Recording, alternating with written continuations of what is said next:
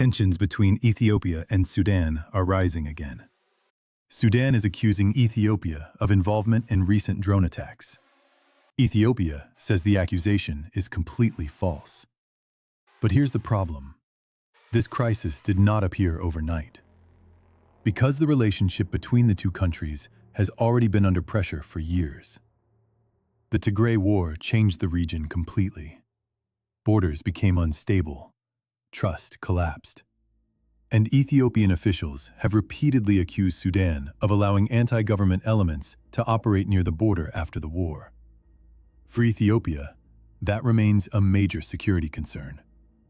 And that is why these new accusations are being taken seriously. Then there is Al-Fashaga, a disputed border region that became a major flashpoint in 2020.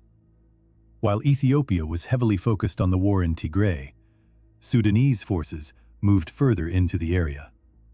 Inside Ethiopia, many saw that as taking advantage of the situation.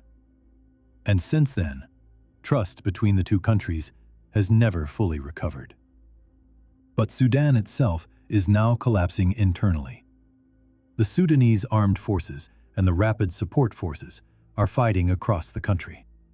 Millions have been displaced, infrastructure is collapsing, and instability is spreading across the region. Which is exactly why Ethiopia does not want a wider conflict on its western border. Because a collapsing Sudan creates risks for everyone nearby. The drone accusations are still heavily disputed. Sudan claims the attacks were linked to drones launched from Ethiopian territory. Ethiopia denies any involvement. And so far, there is still no publicly verified evidence directly connecting the Ethiopian government to the attack. But whether the accusations are true or not, they are already increasing tensions between the two countries. And then there is the Grand Ethiopian Renaissance Dam, one of Ethiopia's most important national projects.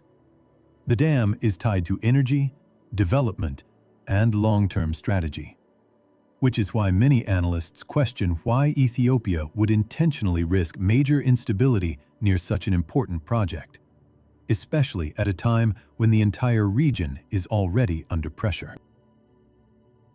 Now zoom out. Sudan is in civil war. Relations between Ethiopia and Somalia remain tense after the Somaliland Agreement. Egypt is increasing its regional involvement, and Eritrea remains unpredictable. The entire Horn of Africa is becoming more unstable. And that is what makes this situation dangerous. Because regional crises in the Horn rarely stay isolated for long. And for now, both countries still appear cautious about direct confrontation. But the rhetoric is getting stronger. And in a region already filled with conflict, even political tensions can escalate very quickly. Accusations are growing, and tensions are rising again. But for now, both sides still appear careful about crossing into direct confrontation.